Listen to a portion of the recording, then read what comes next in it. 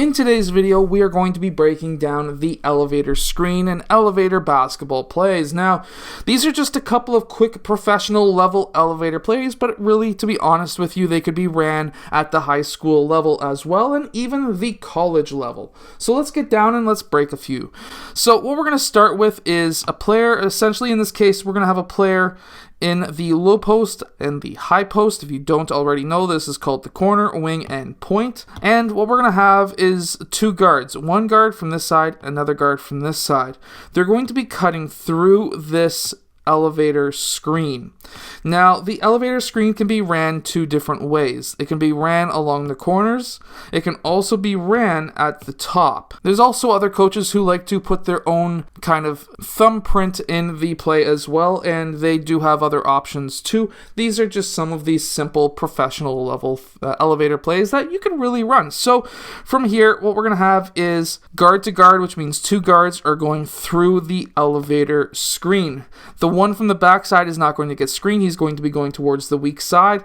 Then the weak side player is going to be coming over through the elevator screen. He uses that screen. This needs to be a nice, strong double sandwich screen. A lot of coaches call it a sandwich screen. And from there, he is then going to set up a nice shot. Hopefully he gets this in. These are plays that the Golden State Warriors tend to use a ton of because they have Steph Curry and, of course, Klay Thompson when he isn't injured. So now this would be the guard-to-guard top. We would have a pass over towards the wing.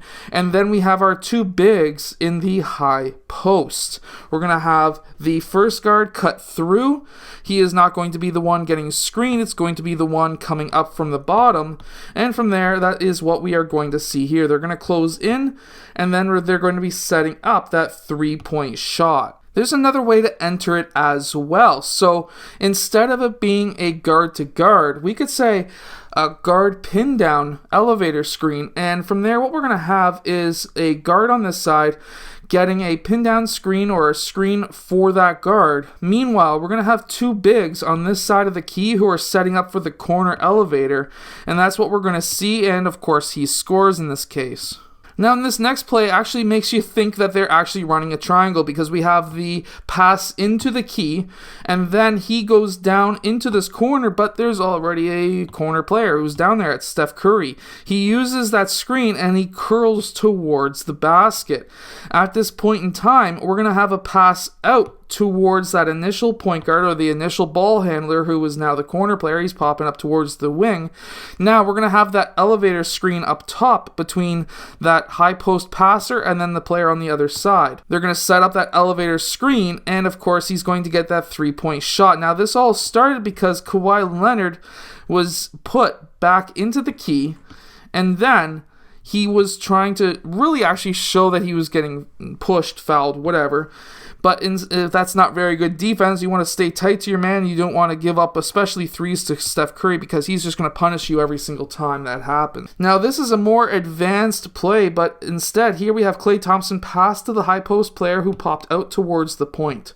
At this time, he goes and sets that screen for Steph Curry. But instead, we see Steph Curry brush off that screen, and we're going to have Klay Thompson pop back out towards the corner. At this time, or I should say wing, at this time the power forward passes over towards the wing, and now we're going to have that elevator screen up top for Steph Curry. This is just basically another way or another ripple that you can run in this amazing set offense. So if you've got players like Steph Curry on your team, then a play like the elevator might be a great option to get yourself 5 to 10 three-point shots with your best shooter every game, because there's so many different options that you can run inside of the elevator. So here, just down on the clipboard really quickly, I want to show you a couple of simple elevator plays that you can run with your team. These are plays that can be ran at the middle school or even the high school level. So we're going to have player 1 pass over to player 2.